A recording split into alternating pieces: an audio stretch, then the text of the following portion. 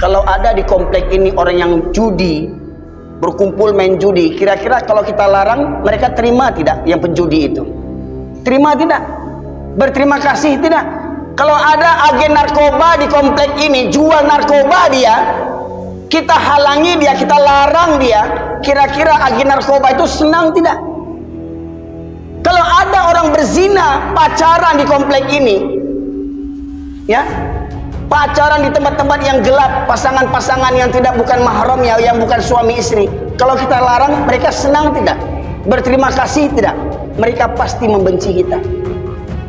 Contoh, ada di antara saudara-saudara kita yang mendatangi rumah-rumah kita untuk mengajak ke masjid, mendatangi kedai-kedai kopi untuk mengajak ke masjid.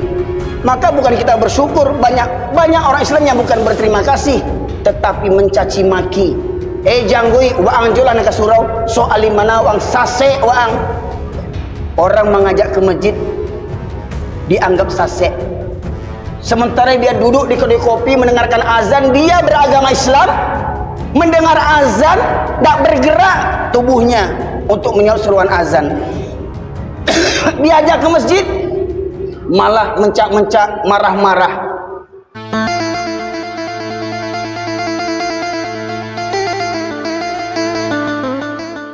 Asyhadu an la ilaha illallah wahdahu la syarika lah wa asyhadu anna Muhammadan abduhu wa rasuluhu alladzi la nabiyya ba'da. Allahumma salli wa sallim ala nabiyyina Muhammad wa ala alihi wa sahbihi ajma'in. Qala Allah Ta'ala fil Qur'anil Karim, a'udzu billahi minasy syaithanir rajim. Ya ayyuhalladzina amanu taqullaha haqqa tuqatih wa la tamutunna illa wa antum muslimun. Amma ba'du, masyaallah muslimin sidang jamaah Jumat rahimakumullah. Mari senantiasa kita memanjatkan puji syukur kehadirat Allah disertai dengan ketaatan amal ibadah kepada Allah Subhanahu wa taala. Yang alhamdulillah setidaknya minimal seminggu sekali kita mendengarkan siraman rohani untuk menguatkan iman dan takwa kita. Karena sesungguhnya iman dan takwa itu bisa naik dan turun. Iman itu kadang naik, kadang turun. Atau hati itu ada yang hati yang sehat, ada hati yang sakit, bahkan ada hati yang mati. Maka daripada itu wajib bagi kita setidaknya kaum lelaki menghadiri solat Jumat yang di dalamnya ada 2 khutbah untuk meningkatkan, mengevaluasi kadar iman dan takwa kita dalam setiap pekannya. Salawat dan salam kita aturkan kepada junjungan kita Nabi besar Muhammad sallallahu alaihi wasallam, yang dengan itusnya beliau menjadi rahmat bagi seluruh sekalian alam. Sidang jamaah Jumat rahimakumullah, pada kesempatan kali ini tema khutbah Jumat kita adalah perang terhadap Islam. Tidak bisa dipungkiri kita meyakini Islam agama yang terbaik di muka bumi ini. Yang dimana dalam Islam itu ada tingkatan. Setelah seorang memeluk agama Islam, maka seseorang harus meningkatkan Islamnya menjadi seorang mukmin. Di awal mereka menjadi seorang muslim, setelah menjadi muslim mereka harus menjadi orang yang mukmin. Maknanya apa? Orang yang muslim belum tentu beriman. Orang yang beriman sudah pastilah dia Islam. Makanya kalau disebutkan hari ini, hari Jumat ini, kalaulah orang-orang Islam itu beriman, maka sholat Jumatnya akan penuh masjid-masjid. Tidak ada lagi laki-laki yang beragama Islam tetap berada di luar, bersantai-santai, berleha-leha. Kalau mereka orang yang beriman, maka niscaya mereka akan menghadiri dimanapun masjid yang terdekat baginya. Maka semoga kita yang hadir pada kesempatan kali ini merupakan orang-orang yang membuktikan iman dan takwanya kepada Allah Subhanahu wa taala, dan semoga rahmat Allah ini senantiasa menyertai kita sampai akhir hayat kita. Kenapa saya sampaikan perang terhadap Islam? Karena kita harus sadari masyarakat muslimin, ketika kita memilih Islam sebagai agama kita, maka konsekuensinya kita harus siap berhadapan dengan musuh yang tidak kita cari. Tetapi musuh itu Allah sediakan untuk kita, untuk menguji di antara kita siapa yang benar imannya dan siapa yang dusta. Masyarakat muslimin dirahmati oleh Allah, di awal khutbah ini saya sampaikan firman Allah surat An-Nahl, surat yang ke-16 ayat 36, yang merupakan perkara utama dalam agama Islam, atau perkara utama bagi seorang mukmin adalah sebagaimana yang ditegaskan oleh Allah Subhanahu wa taala dalam surat An-Nahl ayat 36. Allah berfirman, a'udzubillahi minasyaitonir rajim, wa laqad ba'atsna fi kulli ummatin rasulan an i'budullaha wajtanibut taghut. Dan sungguh telah kami utus pada setiap umat para nabi yang menyerukan sembahlah Allah dan jauhilah tagut. Jadi dakwah semua nabi sejak zaman Nabi Adam sampai Nabi Muhammad SAW, satu misi dakwahnya, yaitu mentauhidkan Allah, mengesahkan Allah, hanya menyembah Allah satu-satunya Tuhan dan mengingkari tagut. Maknanya apa? Orang yang tidak beriman kepada Allah, orang yang tidak taat kepada Allah, berarti dia beriman dan taat kepada tagut. Dan tagut itu adalah tandingan Allah Subhanahu wa taala berupa iblis, yang pada hakikatnya iblis itu adalah makhluk yang lemah yang tak punya kuasa kepada manusia. Jadi sebagaimana misi para nabi mengajak semua manusia untuk beriman hanya kepada Allah saja, dan itulah yang harus kita teruskan selaku orang-orang yang beriman, untuk menyampaikan kepada generasi penerus kita, terutama kepada anak-anak kita. Wahai anak-anakku, ya, seperti mana Nabi Ayub berpesan kepada anak-anaknya ketika datang tanda-tanda sakaratul maut kepadanya. Apa katanya pesannya kepada anaknya? Ma ta'buduna min ba'di. Wahai anak-anakku, kalau ayah mati nanti, siapa yang kalian sembah nak? Akankah kalian tetap menyembah Allah Subhanahu wa taala? Hari ini kita masih hidup dan kita saksikan bagaimana anak-anak kita. Sudahkah semua anak-anak kita menjalankan sholat? Sudahkah anak perempuan kita menutup aurat? Sudahkah istri yang kita bimbing, yang kita pimpin menjadi istri yang solehah? Maka kitalah yang bisa menilainya, masyaallah muslimin. Mau anak seperti apa yang kita lahirkan, yang kita didik. Karena anak itu ibarat kain putih, tinggal kita yang menentukan apa yang kita tulis di kain putih itu. Ya, kalau keburukan yang kita tulis di kain putih itu, maka anak kita pun akan menjadi buruk perangainya. Kalau kita salah mengajar mendidiknya, maka anak-anak kita pun akan menjadi salah di jalan Allah Subhanahu wa taala. Masyaallah muslimin yang dirahmati oleh Allah, setelah kita memilih Islam sebagai agama kita, maka konsekuensinya seperti mana saya katakan, Allah berfirman dalam surat Al-An'am, surat yang ke-6 ayat 112, a'udzubillahi minasyaitonirrajim, wa kadzalika ja'alna likulli nabiyyin aduwan syayatinil insi wal jins. Dan demikianlah kami jadikan bagi setiap nabi, kami jadikan untuk setiap nabi musuh-musuh dari kalangan jin dan manusia. Jadi semua para nabi memiliki musuh. Di antaranya kita dengar, kita tahu Nabi Adam awal permusuhannya dengan iblis. Karena apa? Karena kedengkian iblis kepada Nabi Adam alaihissalam. Nabi Musa dengan siapa bermusuhannya? Dengan Fir'aun, ayah angkatnya. Nabi Ibrahim dengan siapa bermusuhannya? Dengan Namrud, bahkan ayahnya sendiri yang turut serta membakar Nabi Ibrahim alaihissalam. Nabi Isa siapa musuhnya? Ya, raja-raja Nasrani ketika itu. Kemudian Nabi Muhammad SAW siapa musuh utamanya? Pamannya sendiri, Abu Jahal ataupun Abu Lahab. Maka kalau kita ingin memilih Islam sebagai agama kita, raditu billahi rabba wa bil islami dina wa bi Muhammadin nabiyya wa rasula.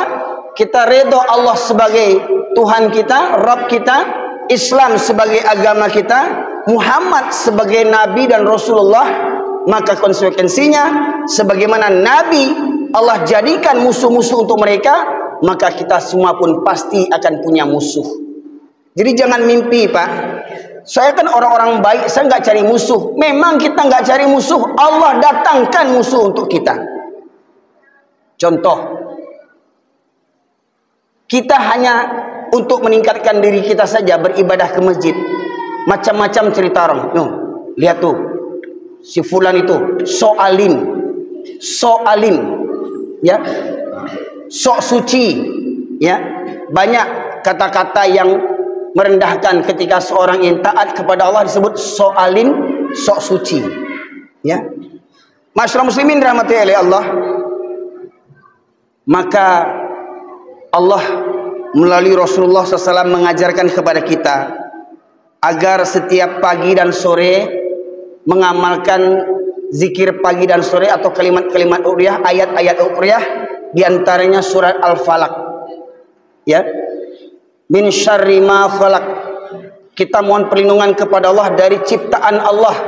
Ciptaan Allah berupa binatang-binatang yang membahayakan, orang-orang yang iri dan dengki, yang senantiasa iri dan dengki kepada kita. Kita tidak pernah berbuat masalah, tetapi pasti ada orang yang iri dan dengki kepada kita, ya. Itu sudah sunatullah masyarakat muslimin. Jadi jangan mimpi kalau kita tuh tak punya musuh. Ketika kita berada dalam kebaikan, pasti akan banyak musuh kita, ya. Tapi ingat, selagi kita berpegang teguh kepada jalan kebenaran, berpegang teguh kepada Al-Quran dan Sunnah, ketahuilah kita pasti akan menemukan musuh dari kalangan jin dan manusia. Masyarakat muslimin rahmatullahi Allah, selain iblis musuh utama kita, maka iblis memiliki tentara. Siapa tentara mereka? Tentara iblis orang-orang kafir, orang-orang musyrik, dan orang-orang munafik. Allah tegaskan dalam surat Al-Baqarah ayat 109, a'udzubillahi minasyaitonirrajim, waddu law takfuruna kama kafaru fatakunu sawa'a alaihim. Ya, ini Allah tegaskan dalam surat An-Nisa, masyarakat muslimin. Surat An-Nisa, surat yang keempat ayat 89. Waddu law takfuruna kama kafaru fatakunu sawa'a fala tattakhidhu minhum awliya hatta yuhajiru fi sabilillah. Ya, mereka orang-orang munafik. Ini pertama, orang-orang munafik. Orang-orang munafik ini seperti kita, agamanya Islam. Bahkan mereka duduk di masjid bersama kita. Ya, penampilannya sama dengan kita mungkin. Bahkan mungkin janggutnya sama dengan kita. Jubahnya sama dengan kita. Satu masjid dengan kita. Satu lingkungan sama kita. Tetapi mereka membenci kita ketika kita memegang kebenaran. Contoh, mohon maaf masyarakat muslimin, kalau ada di komplek ini orang yang judi, berkumpul main judi, kira-kira kalau kita larang, mereka terima tidak yang penjudi itu? Terima tidak? Berterima kasih tidak? Kalau ada agen narkoba di komplek ini, jual narkoba dia, kita halangi dia, kita larang dia, kira-kira agen narkoba itu senang tidak? Kalau ada orang berzina, pacaran di komplek ini, ya, pacaran di tempat-tempat yang gelap, pasangan-pasangan yang tidak bukan mahramnya, yang bukan suami istri, kalau kita larang, mereka senang tidak? Berterima kasih tidak? Mereka pasti membenci kita. Contoh, ada di antara saudara-saudara kita yang mendatangi rumah-rumah kita untuk mengajak ke masjid, mendatangi kedai-kedai kopi untuk mengajak ke masjid. Maka bukan kita bersyukur, banyak orang Islam yang bukan berterima kasih, tetapi mencaci maki. Janggui waang jolan ke surau, soal mana wang sase waang. Orang mengajak ke masjid dianggap sase. Sementara dia duduk di kedai kopi mendengarkan azan, dia beragama Islam, mendengar azan, tak bergerak tubuhnya untuk menyahut seruan azan. Diajak ke masjid, malah mencak-mencak, marah-marah. Masyarakat muslimin, kita tidak cari musuh, kita hanya mengajak kepada amar ma'ruf, nahyu mungkar. Pertanyaannya, akankah banyak orang yang menyukai kita? Tidak, pasti banyak yang membencinya. Jadi orang-orang munafik juga begitu. Siapa orang munafik ini? Mohon maaf, satu tanda yang nyata bagi orang munafik dari Rasulullah sallallahu alaihi wasallam, walaupun banyak tanda-tanda yang lainnya, Rasulullah menegaskan dua solat yang berat bagi orang munafik adalah solat Isya dan solat subuh berjamaah. Itu berat bagi orang munafik. Jadi kalau mohon maaf masyarakat muslimin, kalau hari Jumat banyak laki-laki di komplek ini datang ke masjid di hari Jumat siang, itu tidak heran. Karena yang datang ini orang Islam. Siapa mereka? Yang masang togel datang hari Jumat. Yang suka judi online, yang suka main chip datang hari Jumat. Yang pezina datang hari Jumat. Yang koruptor datang hari Jumat. Yang zolim datang hari Jumat. Tapi kalau ingin melihat orang-orang beriman, lihat waktu sholat subuh. Berapa banyak warga di komplek ini yang datang ke masjid waktu subuh? Adakah seramai ini?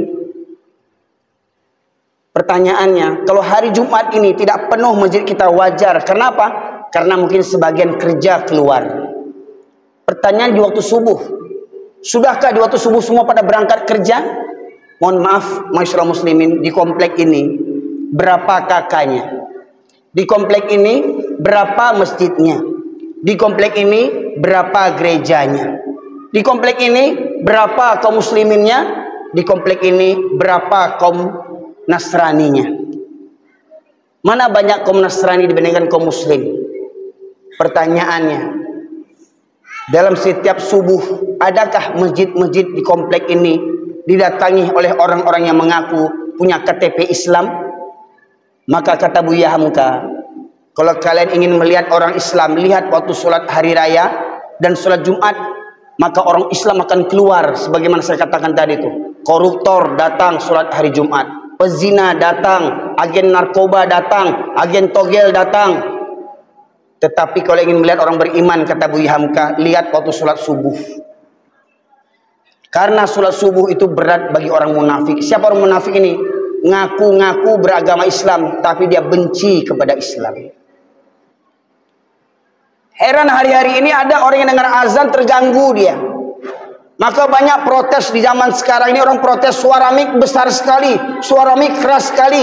Baru di zaman ini orang protes dengan suara mik untuk azan dan pengajian. Dulu-dulu tidak terdengar itu orang protes ketika azan berkumandang. Hari ini bahkan orang Islam yang benci dengan suara azan. Bahkan ada orang yang sebagai pejabat menyamakan suara azan 5 waktu disamakannya dengan gonggongan anjing 5 kali. Itu pejabat. Pejabat yang KTP-nya Islam. Ada pejabat dikala orang bermusuhan dengan Israel, bermusuhan dengan Yahudi, pejabat-pejabat ini malah bermesraan dengan orang-orang Yahudi. Masyaallah muslimin yang dirahmati oleh Allah. Ini tipikal orang-orang munafik. Jumat siang dia datang, subuh Jumat dia kemana? Kalau memang kita beriman kepada Allah, kita punya sumpah, kita punya ikrar, asyhadu an la ilaha illallah wa asyhadu anna Muhammadar Rasulullah. Raditu billahi rabba wa bil islami dina wa bi Muhammadin nabiyya wa rasulah. Inna salati wa nusuki wa mahyaya wa mamati lillahi rabbil alamin. Bagaimana ada orang Islam 7 keturunan, sampai saat ini ada orang Islam 7 keturunan sholat seminggu sekali. Kalau tidak hari Jumat tidak sholat dia. Kenapa dia sholat? Supaya nggak nampak kali kafirnya.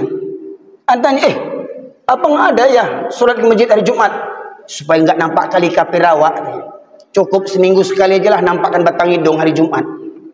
Ada orang Islam yang begitu, masyaallah muslimin. Islam 7 keturunan ke masjid seminggu sekali seperti orang pergi ke gereja. Ada yang begitu sampai hari ini. Maka pertanyaannya, mari tanya diri kita, benarkah kita ini orang-orang yang beriman ataukah orang-orang munafik? yang mendengarkan ceramah seperti orang-orang munafik mendengarkan petir hingga mereka menutup telinganya. Ini kajinya ini menyinggung saya ini. Ini kajinya menyuki kada orang ini kajinya kasar, kajinya enggak ada lemah lembutnya. Karena apa? Karena tersinggung perangainya, masyarakat muslimin. Ini sebenarnya tidak ada kaji yang keras. Yang keras itu hati manusia itu yang banyak keras, masyarakat muslimin. Coba, bagaimana mungkin ada orang Islam 7 keturunan, sudah menjadi suami orang, sudah menjadi ayah orang, sholat seminggu sekali. Bagaimana mungkin orang Islam ke masjid cuma seminggu sekali? Maka benarlah kata tokoh Yahudi yang bernama Goldamir, apa katanya? Kita tidak perlu takut kepada umat Islam selagi masjidnya umat Islam di waktu subuh tidak seramai seperti waktu sholat Jumat. Sholat Jumat nih ramai nih yang hadir. Pertanyaannya, subuh seramai ini enggak? Kenapa orang Yahudi tidak takut kepada umat Islam? Mereka gentar apabila masjid-masjidnya umat Islam di waktu subuh bisa ramai seperti waktu sholat Jumat, masyaallah muslimin. Kenapa mereka gentarkan? Kenapa mereka menilai umat Islam dari jamaah subuhnya? Seperti mana kata Rasulullah, kalaulah dalam sebuah komplek, sebuah lingkungan, sebuah kampung dan desa yang semuanya mengaku beragama Islam, mayoritas Islam, tetapi masjidnya di waktu subuh lengang, menunjukkan di komplek itu banyak orang munafiknya. KTP-nya Islam, tapi banyak munafiknya. Rumah berdekatan dengan masjid, suara azan berkumandang saut-sautan, tapi hatinya tidak tergerak menuju ke masjid. Maka orang yang begini, kata Allah dalam surat Al-A'raf ayat 179, A'udzubillahi minasyaitonirrajim. Walaqad dzara'na li jahannama katsiran minal jinni wal ins lahum qulubun la yafqahuna biha wa lahum a'yunun la yubsiruna biha wa lahum adhanun la yasma'una biha ulaika kal an'am bal hum adall ulaika humul ghafilun. Dan sungguh akan kami penuhkan neraka jahanam banyak dari kalangan jin dan manusia. Mereka memiliki hati, tetapi tidak digunakan untuk merenungkan ayat-ayat Allah. Boro-boro hari ini orang merenungkan ayat-ayat Allah. Baca Quran pun tidak. Banyak orang Islam hari ini tak pernah baca Quran kalau tidak ada yang meninggal di rumahnya. Kalau ada yang meninggal di rumahnya, baru dia baca Quran. Sehari, 2 hari, 3 hari. Ditamatkan Quran selama 3 hari ketika ada keluarganya meninggal. Sudah selesai 3 hari, adakah mereka baca Quran lagi? Kalau menunggu baca Quran, menunggu ada keluarga yang meninggal, alangkah baiknya setiap hari di rumah itu ada yang meninggal. Supaya apa? Supaya khatam Quran terus sampai mati penghuni rumah itu semuanya, masyaallah muslimin. Ya. Ya. Sidang jamaah Jumat rahimakumullah, Allah menegaskan, mereka punya hati tetapi tidak takut meninggalkan sholat. Mereka punya hati tidak takut korupsi. Mereka punya hati tidak takut menzolimi rakyatnya. Mereka punya hati tidak takut berzina. Mereka punya hati tidak takut konsumsi dan menjual narkoba. Bagaimana mungkin ada orang Islam jadi agen narkoba? Bagaimana mungkin ada orang Islam jadi bandar togel, bandar judi? Ini masyaallah muslimin. Ya. Kemudian Allah menegaskan, mereka memiliki mata tetapi tidak digunakan untuk melihat tanda-tanda kebesaran Allah. Gempa bumi, tsunami, longsor, banjir, gunung Merapi, ya, musibah di mana-mana, pembunuhan di mana-mana, merajalelanya kezaliman. Itu tidakkah kita mengambil pelajaran daripada itu semua? Walahum adzanul la yasma'una biha. Mereka punya telinga tetapi tidak digunakan untuk mendengarkan ayat-ayat Allah. Kumandang azan itu ayat Allah. Allahu Akbar, Allah Maha Besar. Hayya 'alas shalah, mari dirikan salat. Hayya 'alal falah, mari meraih keberuntungan. As-salatu khairum minan naum, salat lebih baik daripada tidur. Pertanyaannya, berapa banyak yang betul-betul bangun waktu subuh dibandingkan yang tidur? Kenapa nonton bola sampai pagi sanggup? Kenapa nonton olimpiade sampai pagi sanggup? Kenapa main game sampai pagi sanggup? Main chip sampai pagi sanggup? Nonton pornografi sampai pagi sanggup? Tidak tidur-tidur, begadang sampai malam, tetapi mendengarkan azan tak bergerak langkah kakinya menuju ke masjid. Rumah dekat dengan masjid. Dengar ceramah khutbah Jumat seminggu sekali, tapi tak ada yang melekat dalam hatinya. Orang yang begini, kata Allah, ulaika kal an'am bal hum adall. Mereka seperti binatang. Mereka seperti binatang ternak, bahkan lebih sesat, lebih hina daripada binatang lagi. Masyaallah muslimin yang dirahmati oleh Allah. Contoh, saya berikan satu contoh. Misalkan ada kuli bangunan, dapat borongan renovasi masjid. Ketika masuk waktu sholat, apa kata mandornya? Hei anak buah, berhenti sholat. Orang berhenti kerja. Orang sholat, kata bosnya, kata mandornya. Hei anak buah, berhenti kerja. Orang sholat. Ketika orang sholat, si tukang-tukang ini tidak sholat. Mereka ngobrol di luar, merokok di luar, makan di luar, sholat tidak. Apa katanya? Hei, berhenti kerja, orang sholat. Maknanya apa? Maknanya tukang itu bukan orang, binatang. Sudah di masjid kerjanya, agamanya Islam, tak sanggup juga mengerjakan sholat. Bayangkan manusia seperti apa itu. Inilah yang kata Allah, mereka seperti binatang ternak, bahkan lebih sesat daripada binatang. Nah, semoga kiranya, ingat, ini firman Allah, bukan kata saya. Surat Al-A'raf ayat 179. Pertanyaannya, kita ingin jadi manusia sejati atau jadi manusia yang bertopengkan manusia tetapi berhati binatang? Maka mari, masyaallah muslimin, mulai hari ini kita hidupkan hati kita. Segera kita menyahut undangan seruan Allah Subhanahu wa taala ketika Allah memanggil kita. Semoga kiranya Allah senantiasa melimpahkan rahmat dan hidayah kepada kita.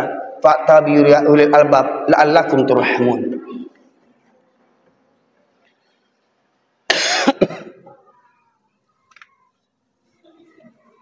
Alhamdulillah, nahmaduhu wa nasta'inuhu wa nastaghfiruh wa na'udzu billahi min syururi anfusina wa min sayyiati a'malina.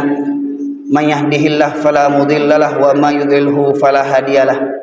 Asyhadu an la ilaha illallah wahdahu la syarikalah wa asyhadu anna Muhammadan abduhu wa rasuluhu alladzi la nabiyya ba'da. Allahumma shalli wa sallim ala nabiyyina Muhammad wa ala alihi wa sahbihi ajma'in. Masyaallah muslimin yang dirahmati oleh Allah, di khutbah yang kedua ini kita ambil satu kesimpulan dari satu ayat yang menceritakan tentang orang yang memusuhi Islam. Bukan hanya orang kafir, bukan hanya orang musyrik, bahkan orang munafik yang KTP-nya Islam tetapi mereka membenci Islam. Mereka ingin supaya kita kafir sebagaimana mereka telah menjadi kafir.